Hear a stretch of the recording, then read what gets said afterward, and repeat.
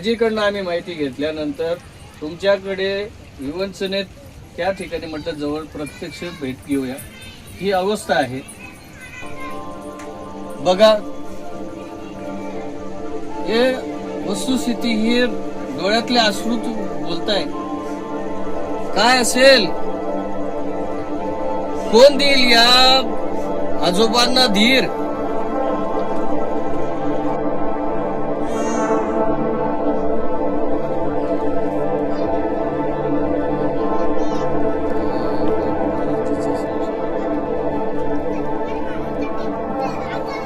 आजीबाईचा संसार बघा,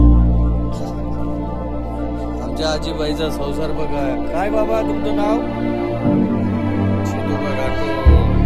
काय झालं तुम्हाला?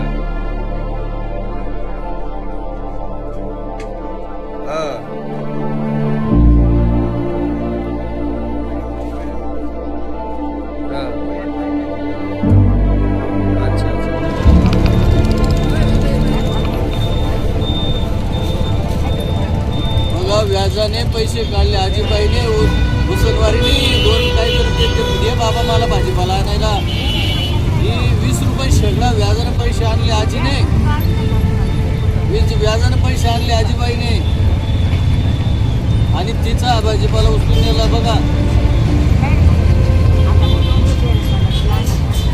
किती वाईट अवस्था आहे. सगळं नेलं टाकलं होतं, फक्त रिक्षा कोणी टाकलं. किती काय मग भाजीपाला हजाराच्या आत तेच न्यावं का उचलून त्या म्हाताऱ्याचं करून मी जाते दुपारात. बाबा काय आजारी आहे? बाबाचा पाय मोडलेला आहे, बाबाचा पाय मोडला, त्याला कोण दवाखान्यात नेणार काय? नाशिक महानगरपालिका हद्दीमध्ये अंबड MIDC मधील सिमेंट्स कंपनीच्या त्या परिसरामध्ये काही भाजी विक्रेते बसलेले असतात.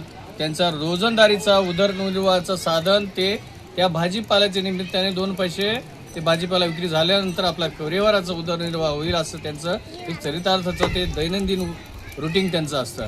आणि याच पार्श्वभूमीवर नाशिक महानगरपालिका हद्दीमध्ये नाशिक जिल्ह्यामध्ये नाशिक शहरामध्ये कुंभमेळ्याच्या धर्तीवर या ठिकाणी सर्व शहरामध्ये परिसरामध्ये कामांची खूप मोठी जोरदार सुरुवात झालेली आहे.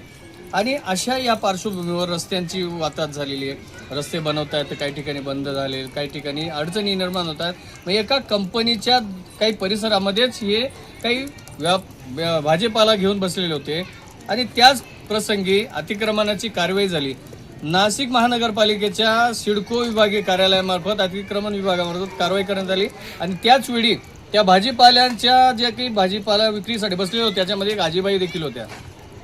त्या आजीबाईची सगळ्यांची युद्ध होती. त्याच्यात एक दर्दनाक कथा एक आजीबाईंची आपण जाणून घेतली. घाटोळाजी त्या आपल्या उदरनिर्वाहासाठी या परिवाराच्या याच्यासाठी दैनंदिन रुटीनसाठी ते भाजीपाला बाजारातून विकत आणायचा आणि तो तिथं 2 पैसे मध्ये विक्री करून त्याचा तो मोबदला आणून आपला परिवार चालवायचा.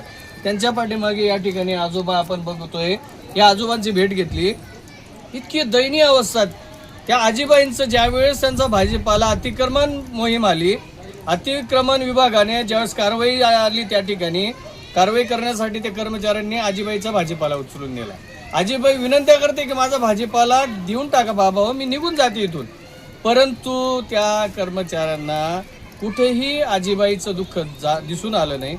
नक्कीच कारवाई करणं रास्त आहे. ना शहराचा विकासासाठी, जिल्ह्याच्या विकासासाठी, रस्त्यांचा विकास करण्यासाठी नक्कीच काही मोहीम राबवणे गरजेचे असते. पण त्याच धर्तीवर अतिक्रमण मोहीम ज्यावेळेस राबवत असताना एका निराधार मातेला जी विवंचन येते ती बोलते की मला माझा भाजीपाला उचलून घेऊन जाऊ द्या, मी दुसऱ्या जागी जाते बाबा हो. पण ते न ऐकून घेता कर्मचाऱ्यांनी त्या आजीचा तो भाजीपाला उचलून नेला. अक्षरशः आजी तिथं रडत बसली, इंधळत बसली, परंतु कोणीही ऐकलं नाही.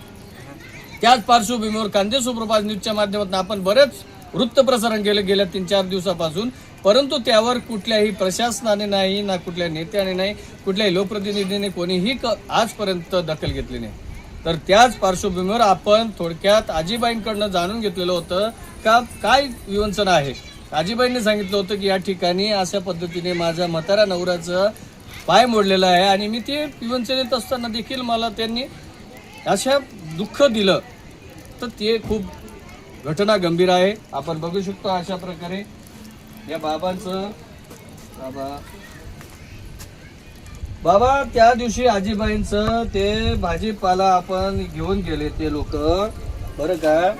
आम्ही आजींची जाणीव माहिती घेतली, पण अशा अवस्थेमध्ये कोणीही त्या ठिकाणी मदतीला धावलं नाही. आजीकडनं आम्ही माहिती घेतल्यानंतर तुमच्याकडे विवंचनेत त्या ठिकाणी म्हटलं जवळ प्रत्यक्ष भेट घेऊया. ही अवस्था आहे बघा. हे वस्तुस्थिती ही डोळ्यातले अश्रू तू बोलताय. काय असेल, कोण देईल या आजोबांना धीर? खरंच हे अश्रू काही असे खोटे आणले त्या आजोबांनी कुठून? खूप दयनीय अवस्था आहे. या प्रशासनाला असेल, राज्यकर्त्यांना असेल, विनंती आहे, समाज लोकप्रतिनिधी असेल, या शहराचे, या शहरामध्ये या महानगरपालिकेचे महापौर असतील, उपमहापौर असतील, आयुक्त असतील,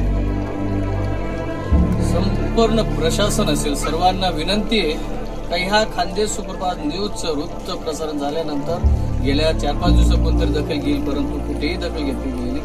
अशा अवस्थेमध्ये आजोबा पडलेले आहेत. ती आजीबाई त्याकडे विवंचना करत होती, तिचा भाजीपाला दिला गेला नाही.